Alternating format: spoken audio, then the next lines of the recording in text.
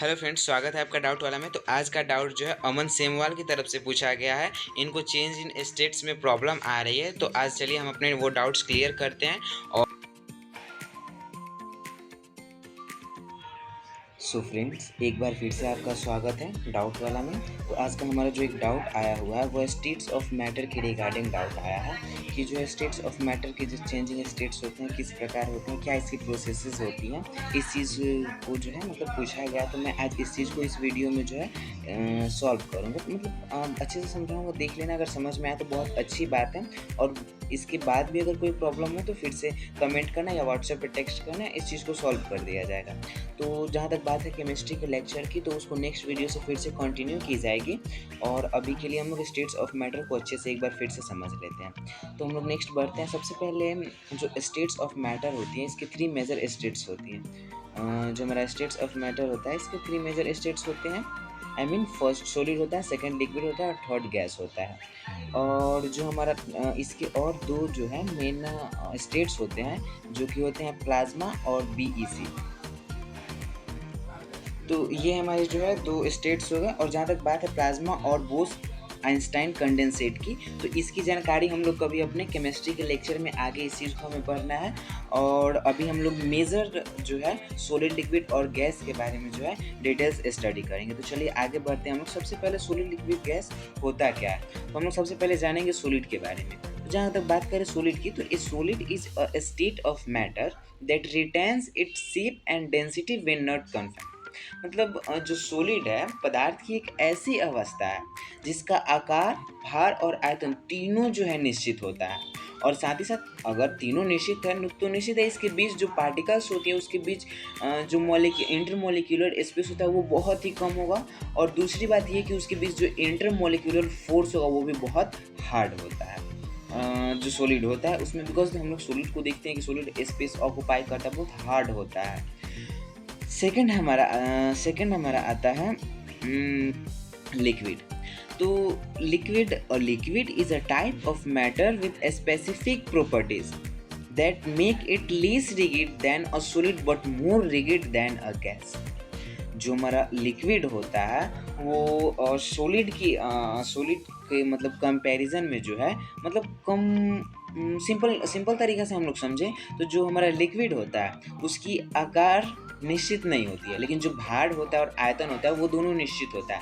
अब जैसे लिक्विड है उसको हम लोग किसी भी बर्तन में डाल दें तो वो उसका आकार जो है धारण कर लेता है, बट उसका आयतन में कोई चेंजिंग नहीं आती है, उसकी वज़न में जो है कोई चेंजिंग नहीं आती है। और जो मतलब ये 2 चीज़ जो है इसके लिए मेन इम्पॉर्टेंट है। और थर्ड हमारा आता है जो थर्ड है वो है हमारा गैस। तो gas is a type of matter that has no fixed size or no shape। Means जो गैस पदार्थ की एक ऐसी अवस्था है जिसका ना ही साइज फिक्स होता है और ना ही शेप फिक्स होता है, यानी ना ही इसका आकार फिक्स है और ना ही मतलब इसकी आकार उकार कुछ फिक्स नहीं है, जिस जहाँ रख दिया जाए वैसा हो जाता है। और इसका मतलब आयतन भी फिक्स नहीं होता है, जो आयतन है किसी भी बर्तन में रखे उस पूरे बर्तन को ये जो है पकड़ मतलब पूरे बर्तन के स्पेस को ऑक्यूपाई कर लेता है। बिकॉज रीज़न ये है कि इसके बीच की जो मोलिक्यूलर इंटरमोलिक्यूलर फोर्स होती है वो बहुत कम होती है और इसके पार्टिकल्स के बीच इंटरमोलिक्यूलर स्पेस जो है बहुत अधिक होता है। तो हम लोग नेक्स्ट बढ़ते हैं। अब इसके पार्टिकल्स के अरेंजमेंट मैं आपको दिखाता हूँ। देखिए ये हमारे इसके पार्टिकल्स की अरेंजमेंट। जो हमारा सॉलिड होता है उसके बीच आप देख सकते हैं कितना जो है कम स्पेस आपको यहाँ देखने को मिल रहा है, कितना कम स्पेस है इसके पार्टिकल्स के बीच, एकदम थोड़ा स्पेस है। अब अगर हम सेकंड फिगर में आते हैं, जो हमारा सेकंड फिगर है इसमें आप देख सकते हैं पार्टिकल्स के बीच कितना अधिक मतलब सॉलिड की अपेक्षा जो है इसके बीच कितना अधिक स्पेस है, इस चीज़ को आप नोटिस कर पा रहे होंगे। और जो हमारा थर्ड आता है वो है गैस। अब इसमें देखिए कि पार्टिकल्स के बीच कुछ ज़्यादा ही स्पेस है और इसके पार्टिकल्स जो है फास्ट मोशन में रहते हैं। इस चीज़ को हम लोग समझते हैं कि इसके पार्टिकल्स का अरेंजमेंट जो है कैसा होता है। जैसा कि मैंने अभी आपको बताया कि सॉलिड के बीच की जो स्पेस होती है वो बहुत कम होती है, लिक्विड में सॉलिड की अपेक्षा थोड़ा अधिक स्पेस होता है और गैस में जो है लिक्विड की अपेक्षा बहुत अधिक स्पेस जो रहता है। अब हम लोग नेक्स्ट बढ़ते हैं कि इसकी प्रोसेस को हम लोग जानेंगे। तो सबसे पहला प्रोसेस होता है हमारा डिपोजिशन, यानी गैस को जो है हम लोग डिपोजिशन की क्रिया से सॉलिड में चेंज करेंगे, फिर सॉलिड को, और इस हिसाब से जो हम लोग ये प्रोसेस करते हैं, इस प्रोसेस को आप समझ पा रहे होंगे अच्छे से। ये 3 प्रोसेस जो हमारे हो रही हैं, डिपोजिशन, फिर मेल्टिंग, वेपोराइजेशन, और इसके बाद जो सॉलिड से गैस में चेंज होने के लिए सब्लिमेशन की प्रक्रिया होती है, फिर गैस से लिक्विड में कंडेंसेशन, और लिक्विड से सॉलिड में आने के लिए फ्रीजिंग। और ये टोटल प्रोसेस है, इस चीज़ को आप स्क्रीनशॉट लेके समझ सकते हैं। और जहाँ तक बात है इनकी, तो इस प्रोसेस को जो है हम लोग नेक्स्ट अच्छे से समझते हैं। आइए, सबसे पहला हमारा प्रोसेस आता है डिपोजिशन। जो हमारा डिपोजिशन की प्रोसेस है, मतलब ये एक ऐसी प्रोसेस है when a substance converts directly from इस gaseous state to solid state, it is said to be deposited and the process is known as deposition. जो कोई सब्सटेंस है जो डायरेक्टली अपने गैसियस स्टेट से डायरेक्टली सॉलिड में change हो जाता है, तो वो जो सब्सटेंस होता है उसको हम लोग डिपोजिटेड कहते हैं, और उस प्रोसेस को डिपोजिशन के नाम से जानते हैं।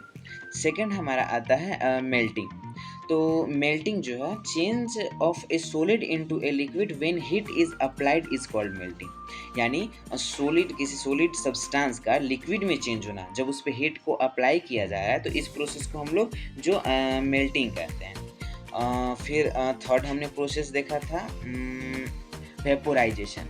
वेपोराइजेशन क्या है? तो conversion of a substance from the liquid phase into the gaseous vapour phase. Means कि जो अगर कोई सब्सटेंस है वो लिक्विड से जो है गैसियस यानी वेपर के फेज में चेंज हो रहा है, तो इस चीज़ को जो है हम लोग वेपोराइजेशन का प्रोसेस बोलते हैं। फोर्थ हमारा आता है sublimation. Means sublimation is the transition of a substance directly from solid phase to the gas phase without passing through the intermediate liquid phase. कहने का मतलब ये है कि जो सब्लिमेशन की हमारी जो प्रोसेस होती है, इसमें जो सब्सटेंस होता है वो डायरेक्टली सॉलिड से गैस में चेंज हो जाता है, और जो बीच का हमारा स्टेट होता है यानी लिक्विड स्टेट होता है, वो बिना लिक्विड स्टेट में चेंज हुए डायरेक्ट सॉलिड से जो है गैसियस स्टेट में चेंज हो जाता है। इस प्रोसेस को हम लोग सब्लिमेशन कहेंगे। नेक्स्ट है हमारा कंडेंसेशन। अब इस प्रोसेस को हम लोग जान लेते हैं। हमारा कंडेंसेशन की प्रोसेस क्या होती है?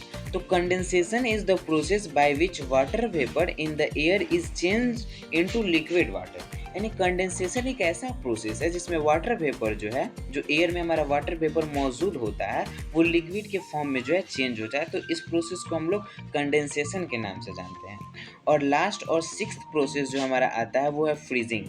तो freezing is a phase transition where liquid turns into a solid when its temperature is lowered below its freezing point. यानी जब हम लोग किसी लिक्विड को उसके फ्रीजिंग पॉइंट से उसके टेम्परेचर को लो करते हैं, तो जो हमारा प्रोसेस होता है वो सॉलिड में चेंज हो जाता है, और वो प्रोसेस को हम लोग फ्रीजिंग के नाम से जानते हैं। और जहाँ तक बात करें, एक इम्पॉर्टेंट पॉइंट आता है हमारा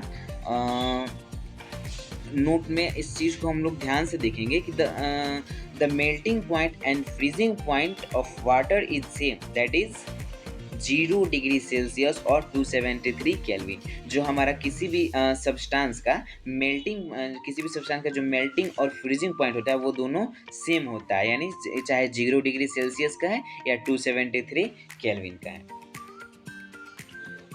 तो फ्रेंड्स, मेरे को आशा है कि आपको ये चीज़ समझ में आई होगी, और अगर इसमें कोई प्रोसेस समझ में ना आया हो तो कमेंट कीजिएगा या फिर व्हाट्सएप पर टेक्स्ट कीजिएगा, इस चीज़ को मैं समझाऊंगा। आज के लिए इतना ही। थैंक यू फ्रेंड्स, मिलते हैं हम लोग नेक्स्ट वीडियो में। आज के लिए इतना ही, थैंक यू। और जो केमिस्ट्री की हमारी लेक्चर 5th आने वाली है वो तुरंत ही आपको अपलोड की जाएगी, उसको कीजिए, और उसमें जो भी डाउट्स होते हैं उसको आप क्लियर कीजिए। थैंक यू फ्रेंड्स, मिलते हैं नेक्स्ट केमिस्ट्री के 5th लेक्चर में।